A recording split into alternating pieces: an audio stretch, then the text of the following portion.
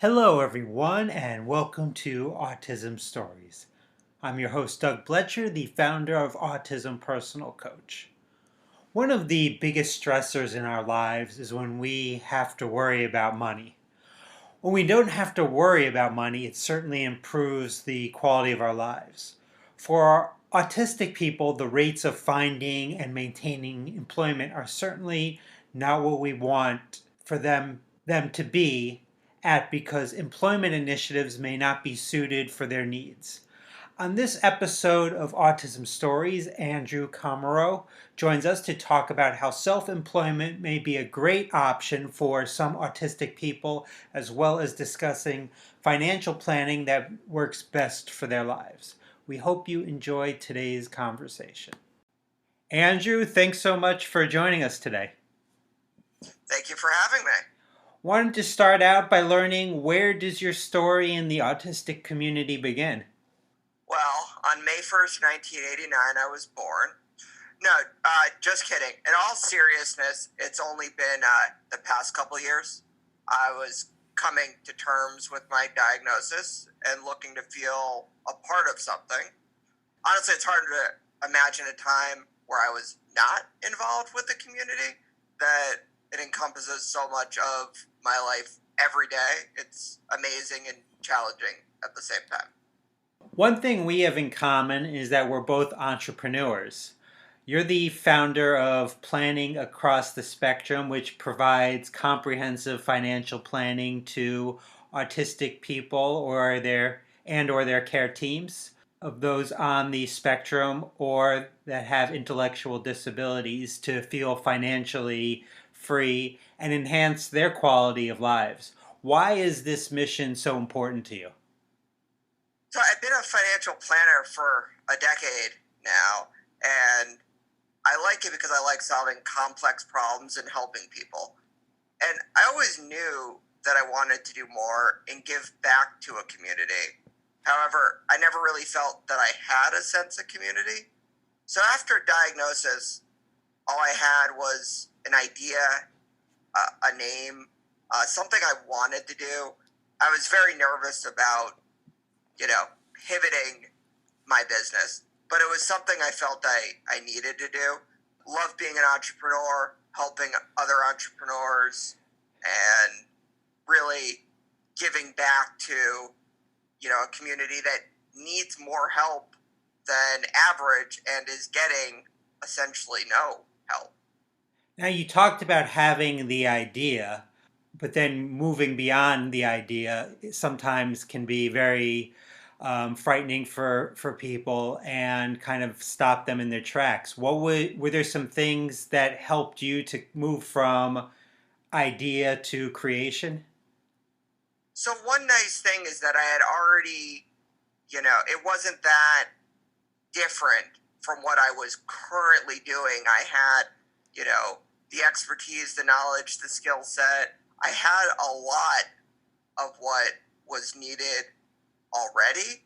And when I do something new, although I have a million ideas at any given time, if I'm going to start something, I want to do it well, make sure that that's working well, and then move on to the next thing. Mm-hmm. If you have 100 ideas and none of them are implemented, it's better to have one or two that, work well, which is hard to keep myself back on track.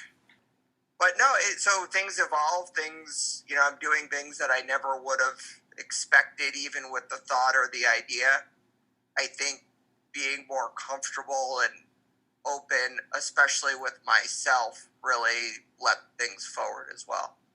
You talk about 100 ideas in your head at a given time, and I laugh because I can relate. So I'm just curious, from your perspective as an entrepreneur, what is your thought process in determining which of those ideas that you're going to move on, and the ideas that are just going to remain in your head? So if it's an idea that can be, implemented fairly, quickly, then, I have a phrase when I'm asked why I do something that looks like it was stupid. I say, well, it seemed like a good idea at the time. And that's always my answer because it's always true or I wouldn't have done it. But if it seems like a good idea at the time and it's not a huge, ongoing commitment, I can test it. I'll probably just go ahead or bounce it off a few other entrepreneurs or colleagues in order to not get overwhelmed. One thing in particular that's been really helpful is I make a note, and I have, my life's managed by my tasks, my calendar, but I'll make one out a year for some of these ideas and or several months, and I'll look at it then, and sometimes it's, oh, that was a really good idea, I need to do that, and half the time it's, what was I thinking? So, or I can just go back to that list if for whatever reason I want to look at a new idea. There are certainly barriers to being an entrepreneur, but I can make the case that there are as many barriers for autistic people in working for someone else. Do you think more autistic people should be looking at this idea of entrepreneurship for their own lives? 100%. I think, we as a community are especially more suited to be entrepreneurs, and traditional employment has failed us. One of the things more recently added to my, mission statement is helping, employers, right, and helping the individuals themselves, but in the financial way that really isn't being looked at. And we have the assumptions all wrong with neurodiversity and hiring. We have all these employment initiatives. And first off, if Microsoft hires 100 people with autism, that is nothing for the population of autism, right? Probably 6 million plus United States, or the amount of people employed by Microsoft. But what we're missing is, what if, the value proposition's wrong? Like, we're assuming that neurodiverse individuals want jobs, that they want jobs in tech. And what if they don't? What if, this traditional work culture, work environment, it's not just the pay. We're assuming that they want the jobs, even if they're available. And I think that's a flawed assumption. Thinking back, what were some of the first steps you took on your journey of entrepreneurship? I will say, well, money's always interested me. That's why I do what I do. Sales always interested me. It took me a long time to admit it, but every entrepreneur is in sales. As a teenager, I sold burned music CDs. I collected soda cans to redeem. And even at 19, I sold discounted stamps to doctors' offices.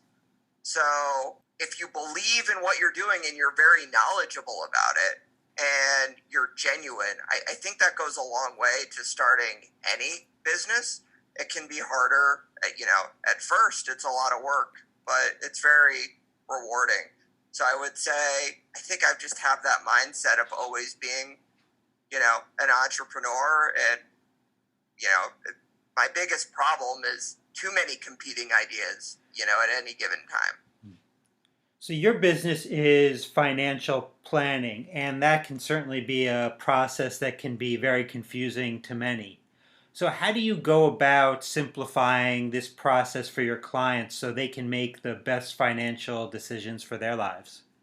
I have a saying that you really need to know where you want to go before how you can figure out how you're going to get there. I also find it's really important to simplify things. Give easy to follow, again, just like step-by-step instructions. My goal is to make things as simple and easy as possible. One of my favorite quotes is, if you can't explain it simply, you don't understand it well enough. So it's very daunting. It's also just a very vague term. Nobody comes to me and they say, or for the most part, they're looking to have a problem solved. And, part of financial planning in whatever capacity that is, I'm helping them solve for the problem. But it can mean many different things to many different people, which I think just amplifies the confusion. Something that helps disabled people in managing their money are ABLE accounts. For our listeners that may not be that familiar with ABLE accounts, what exactly are they and how can they be helpful to autistic and all disabled people? ABLE accounts are relatively new accounts. They're called 529A. College savings accounts are called 529s. So they're modeled after similar regulation. These accounts will allow an individual to save money on a tax advantage basis and still maintain eligibility for government benefits. Although the majority of ABLE accounts are used to help qualify or maintain government benefits, that is not a requirement and it's not the only reason. So if somebody asks me if they should open an ABLE account, I say saving money is never a bad idea. However, is it the best idea or are there other things to consider? I mean, potentially, but putting $100 in a savings account is never a bad idea. I read that you yourself have an ABLE account. How do you use that account in your own overall personal financial plan? I strongly believe that if I am going to talk about something or recommend something, first off, I want to be able to understand everything about it, which I'm sure you can relate to. And so, in order to understand something as much as possible, I want to do it myself and experience myself. So, that was part of my first thought. I have enough life insurance where I'm amazed that, my wife hasn't manufactured a car accident by now for a similar reason. But I use it, so there are tax advantages, tax deductions, tax-free growth, but I think it's helpful to be able to save for more shorter term goals, right? Retirement is such an abstract thing, so far away for everyone. It's nice to be able to say the money I'm saving can be for, a car, a house, know someone saving for, a therapy dog. So having a more specific short-term goal, I think, is, helpful to encourage that savings. Do you see many common misconceptions about that people have about ABLE accounts? I am not sure that there's enough people who know what they are to have common misconceptions. I would say if I were to give, a few, one is that you need to be on government benefits in order to have an ABLE account.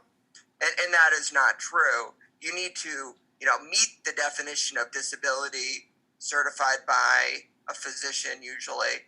And I even have, sample, letters that, I've used, to submit and open them. I think, the other, I think that'd be kind of the main misconception. I wish there were more misconceptions, right? That means more people would know about them and be able to use them. Do you think that once someone has a diagnosed disability that they or their family members should look to open an ABLE account, or is it more of an individualized situation based on what their financial situation is? Again, I never think it's a bad idea for somebody to open an ABLE account and start saving a little bit of money. If you're only putting a few dollars away, I recommend an ABLE account where there isn't a $30 fee every year for having it. That really eats away at a low balance like $100. Sure, that there may be other things to consider, but I don't want somebody to do nothing and hold off because they don't feel that they can do everything. Doing a step of something in the right direction is definitely better than doing nothing. I always remind myself and encourage people, are you better off than you were before? Is this a step in the right direction? So I think to answer your question, it's a good idea. I think if you have money to save and you want to save and the person qualifies, I don't think it's a bad idea. Is there other things you should be considering? Yes. Is it the best option? I don't know. It's very individualized. What I would say is, what is the reason that an ABLE account is looking to be open? The reason, especially in my field, the reason why you do something is 10 times more important than what you did. It's important to know what you want to do, and then, rely on someone to help you figure out, well, okay, well, here's the tools you need, to get there. Enable account's a tool. For our listeners that want to learn more about able accounts and how they could go about setting them up, what suggestions do you have for them? So the Able National Resource Center, that's ablenrc.org, has lots of really good information, lots of really good tools. I am an Able ambassador for the Able National Resource Center for 2020, but they're not associated. They're just a nonprofit to encourage Able accounts. Generally, I recommend, if your state has an Able account, then you go through the one associated with your state. There are usually lower costs and potential tax deductions. However, you don't have to do your state. And for example, in Connecticut, where our state doesn't have one, I recommend either Fidelity or Ohio.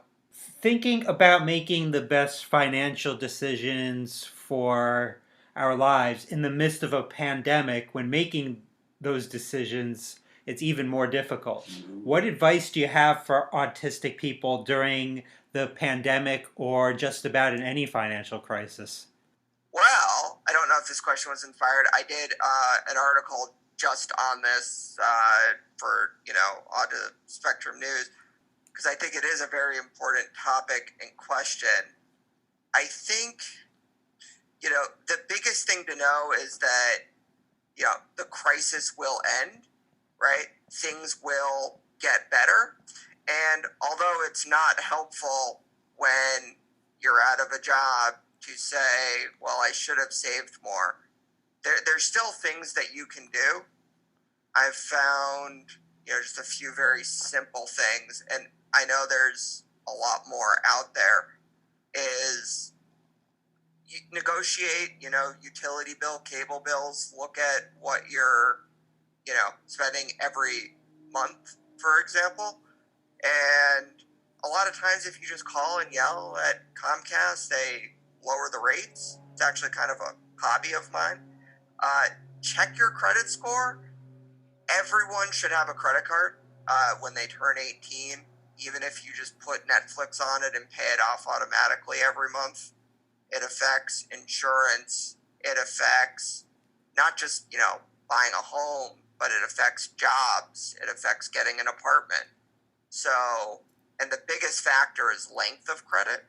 Actually, I would suggest to everyone, get a small credit card, put one charge on it, pay it every month. I think if you don't have one, that's some of the best advice I can give.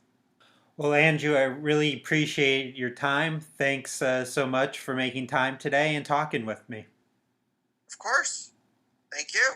Thanks to everyone for listening, and thanks so much to Andrew for the conversation. To learn more about the services Andrew provides, you can find a link in the podcast description for this episode.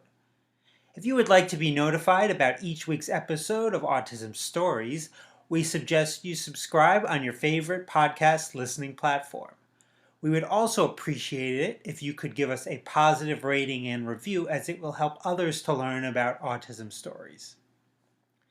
In addition to Autism Stories, Autism Personal Coach has monthly events for autistic people based on special interest and intersectionality. Check out these events in the podcast description of this episode. On next week's episode of Autism Stories, we will talk with Katina Burkett about how professionals can better support Black autistic people. Talk to you then.